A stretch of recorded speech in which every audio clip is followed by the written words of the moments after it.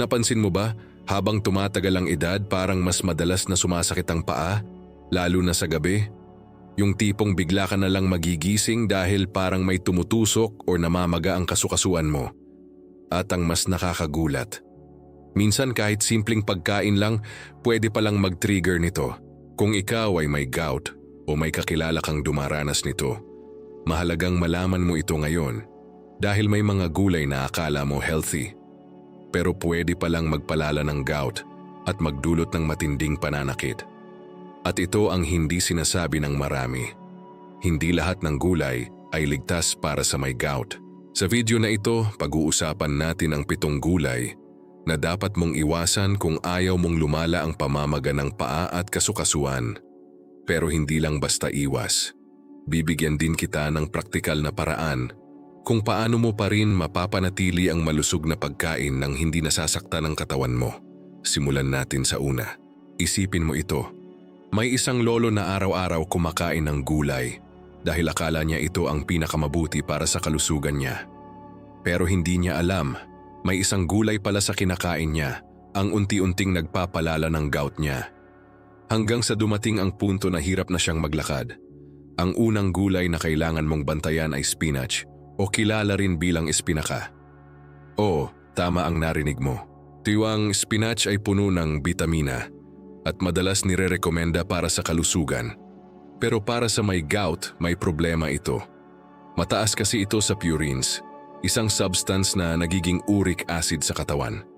Kapag dumami ang uric acid, doon nagsisimula ang pamamaga at matinding sakit sa kasukasuan.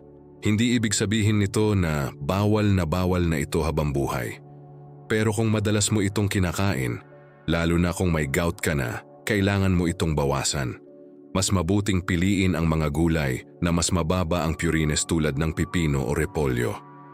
Ngayon isipin mo, ilang beses ka na bang kumain ng spinach sa isang linggo nang hindi mo alam na pwede pala itong magpalala ng kondisyon mo? Ito ang mga simpleng bagay na hindi natin napapansin.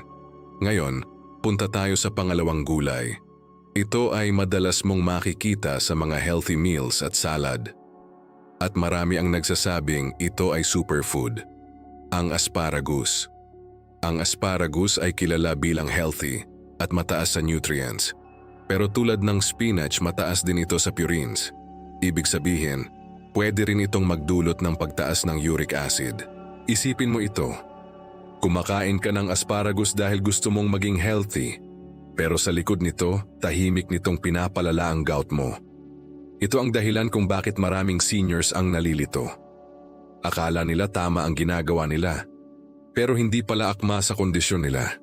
Kung ikaw ay may gout, hindi sapat na basta healthy ang pagkain. Kailangan itong angkop sa katawan mo. Kaya ang payo ko sa iyo ay simple, kilalanin mo ang katawan mo. Kung napapansin mong sumasakit ang kasukasuan mo pagkatapos kumain ng ilang gulay, huwag mo itong balewalain. Minsan, ang sagot ay nasa harap mo na. Ngayon pumunta tayo sa pangatlong gulay. Ito ay madalas ginagamit sa mga sabaw at ulam sa bahay. Ang mushroom o kabute. Maraming nagsasabi na ito ay magandang source ng protein at alternatibo sa karne. Totoo naman iyon, pero para sa may gout, kailangan mag-ingat. Ang mushroom ay may katamtamang level ng purines. Hindi man kasing taas ng spinach o asparagus, pero kung madalas at marami ang kinakain mo, pwede pa rin itong mag-contribute sa pagtaas ng uric acid. Ang problema kasi sa gout ay hindi ito agad-agad. Unti-unti itong naiipon hanggang sa bigla na lang sumakit ang kasukasuan mo. At doon ka mapapatanong, ano ba ang ginawa ko?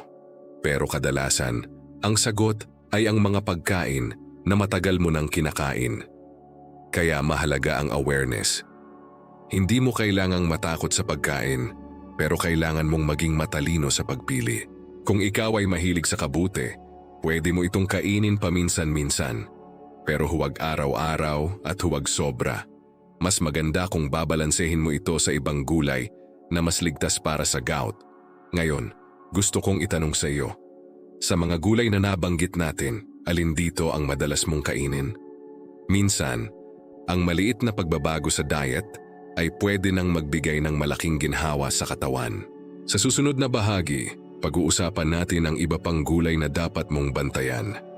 At baka magulat ka dahil isa sa mga ito ay karaniwang kinakain ng halos lahat ng Pilipino araw-araw. Kaya siguraduhin mong hindi mo mamimiss ang susunod. Kung nandito ka pa at natututo, comment mo ang sarap gulay para alam kong kasama kita hanggang ngayon. Dahil ang susunod na mga gulay na pag-uusapan natin ay hindi lang basta kinakain paminsan-minsan. Ito yung mga gulay na halos araw-araw mong nakikita sa hapag, lalo na sa karaniwang lutong bahay ng mga Pilipino. At kung may gout ka, ito ang mga tahimik na pwedeng nagpapalala ng kondisyon mo. Kahit hindi mo namamalayan, isipin mo ito. May isang lola na mahilig magluto ng masustansyang ulam para sa pamilya. Palaging may sabaw, may gulay, at iniisip niya na ginagawa niya ang tama para sa kalusugan niya. Pero bakit kaya kahit ganoon, madalas pa rin sumakit ang paa niya? Doon natin makikita, hindi lahat ng gulay ay pare-pareho ang epekto sa katawan. Ngayon, pag-usapan natin ang ika-4 na gulay na dapat mong bantayan. Ang cauliflower. Isa ito sa mga pinaka-common na ginagamit sa healthy dishes. Madalas itong kapalit ng kanin, lalo na sa mga gustong magbawas ng timbang. Pero para sa may gout, kailangan mong maging maingat. Ang cauliflower ay may katamtamang level ng purines. Hindi ito kasing taas ng spinach, pero hindi rin ito mababa. Ibig sabihin, kung madalas mo itong kinakain, pwede pa rin itong magdulot ng pagtaas ng uric acid sa katawan. At ang mas delikado dito, dahil iniisip ng karamihan na healthy ito, mas napapadalas ang pagkain nito. Doon nagkakaroon ng problema. Hindi mo napapansin na unti-unti nang naiipon ang uric acid sa katawan mo, hanggang sa bigla na lang umatake ang gout. Kaya kung ikaw ay mahilig sa cauliflower, hindi ko sinasabing alisin mo agad ito. Pero bawasan mo. Gawing paminsan-minsan lang at huwag gawing pangunahing gulay sa araw-araw. Ngayon dumako tayo sa susunod. Ito ang isa sa mga pinakapaboritong gulay ng maraming Pilipino. Madalas itong kasama sa sinigang, pakbet at iba pang lutong bahay. Ang okra. Maraming nagsasabi na ang okra ay mabuti para sa kalusugan, lalo na sa blood sugar. At totoo naman iyon. Pero pagdating sa gout, may kailangan kang malaman. Ang okra ay may katamtamang purine content. Kaya tulad ng mga naunang nabanggit, kapag sobra ang intake, pwede itong mag-contribute sa pagtaas ng uric acid. Pero may mas importante pang punto dito. Ang problema ay hindi lang kung ano ang kinakain mo, kundi gaano kadalas at gaano karami. Kung kumakain ka ng okra paminsan-minsan, ayos lang iyon. Pero kung araw-araw, lalo na kung marami, doon nagsisimulang magkaproblema. At ito ang karaniwang nangyayari. Dahil ito ay bahagi ng normal na pagkain, hindi na natin ito iniisip na may epekto pala. Hanggang sa maramdaman mo na lang ang sakit. Ngayon, gusto kong itanong sa iyo. May mga pagkain ka ba na halos araw-araw mong kinakain dahil nakasanayan mo na? Minsan ang nakasanayan natin, iyon pa ang tahimik na nakakasama sa atin, kaya mahalaga ang pagiging aware. Ngayon pumunta tayo sa isa pang gulay na maaaring ikagulat mo. Ito ay madalas ginagamit bilang healthy alternative sa mga processed food. Madalas itong makita sa mga diet meals at vegetable dishes. Ang green peas o berdeng guisantes. Sa unang tingin, mukhang harmless, maliit, simple, at mukhang napaka-healthy. Pero ang totoo, ang green peas ay may katamtaman hanggang mataas na purine content. Ibig sabihin, kung madalas mo itong kinakain, lalo na sa maraming dami, pwede itong magdulot ng pagtaas ng uric acid. At dito pumapasok ang isang mahalagang aral. Hindi porket maliit o mukhang simple ang pagkain, ay wala na itong epekto. Sa katawan natin, lahat ng kinakain natin ay may kontribusyon. At sa gout, napakasensitibo ng katawan sa mga bagay na ito. Kaya kung ikaw ay may gout, hindi sapat ang basta kumain ng gulay. Kailangan mong piliin kung alin ang mas ligtas para sa iyo. Ngayon pag-isipan mo ito.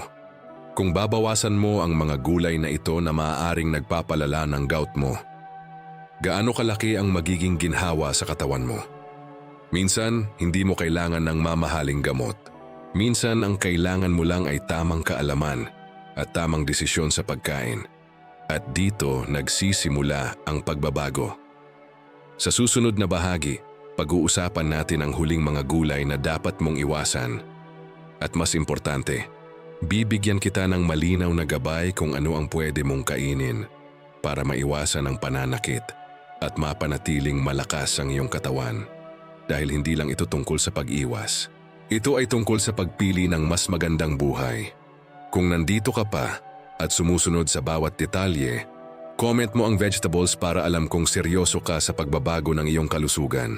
Ngayon, nandito na tayo sa huling bahagi ng mga gulay na dapat mong bantayan. At kung susumahin natin, mapapansin mo na hindi naman talaga masama ang mga gulay na ito sa pangkalahatan. Ang problema lang, hindi sila angkop para sa may gout, lalo na kung madalas at sobra ang pagkain. At ito ang madalas na hindi nauunawaan ng maraming seniors. Hindi sapat na sabihin na healthy ang pagkain. Kailangan itong maging tama para sa kondisyon ng katawan mo. Ngayon pag-usapan natin ang ika-7 gulay na madalas hindi na pag-uusapan pero pwede ring makaapekto sa gout. Ang lentils o kilala rin bilang lentehas. Maaaring hindi ito kasing popular ng ibang gulay sa Pilipinas pero ginagamit ito sa ilang ulam at diet plans. At maraming nagsasabi na ito ay magandang source ng protein. Totoo iyon. Pero tulad ng ibang nabanggit natin, ang lentils ay may puriness din. At kapag napasobra, pwede itong magdulot ng pagtaas ng uric acid. Ngayon, gusto kong linawin ito sa iyo. Hindi ibig sabihin na bawal ang lahat ng ito. Ang susi dito ay moderasyon at tamang pagpili. Dahil ang totoo, hindi ka naman nagkakasakit dahil sa isang pagkain lang. Nagkakaroon ng problema dahil sa paulit-ulit na maling pagpili araw-araw. Isipin mo ito. Kung araw-araw mong pinipili ang pagkain na hindi angkop sa kondisyon mo, parang unti-unti mong pinapahirapan ang katawan mo. Pero kung sisimulan mong baguhin kahit maliit na bagay lang, tulad ng pagpili ng tamang gulay, unti-unti mo ring mararamdaman ang ginhawa. At dito na papasok ang pinakamahalagang tanong. Kung iiwasan mo ang mga gulay na ito, ano naman ang pwede mong kainin? Dahil hindi naman pwedeng puro iwas lang. Kailangan may kapalit. At ito ang magandang balita.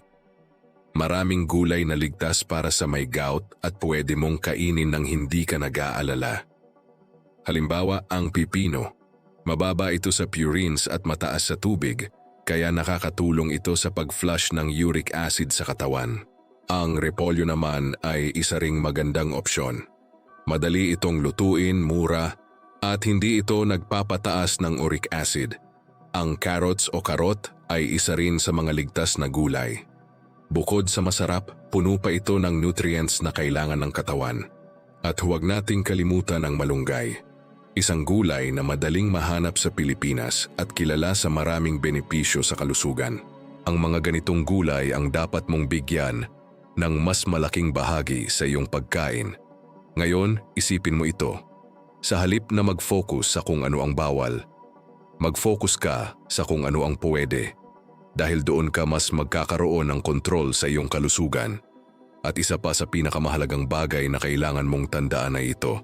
Ang gout ay hindi lang tungkol sa pagkain, ito ay tungkol sa lifestyle.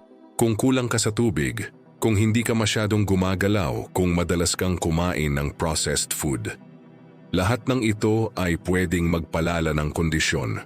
Kaya bukod sa pag-iwas sa mga gulay na mataas sa purines, mahalaga rin na uminom ka ng sapat na tubig araw-araw, maglakad-lakad kahit ilang minuto lang kada araw. Iwasan ang sobrang matatabang pagkain at matatamis na inumin. At higit sa lahat, makinig ka sa katawan mo. Dahil ang katawan mo mismo ang magsasabi sa iyo kung ano ang tama at mali. Kung may pagkain kang napapansin na nagpapasakit sa iyo, huwag mo itong ipilit. Hindi lahat ng bagay na mabuti para sa iba ay mabuti rin para sa iyo. At iyon ang katotohanang kailangan mong tanggapin para mas maging malusog ka. Ngayon, gusto kong ibalik sa iyo ang tanong.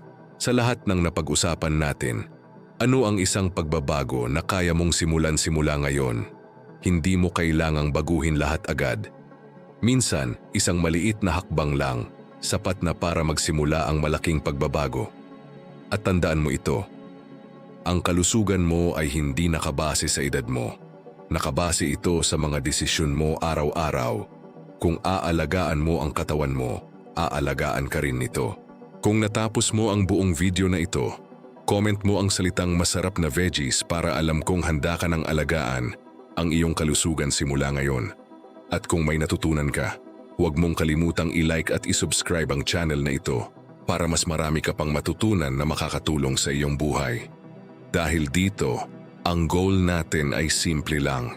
Mas malakas na katawan, mas magaan na pakiramdam, at mas mahabang buhay para sa iyo at sa mga mahal mo.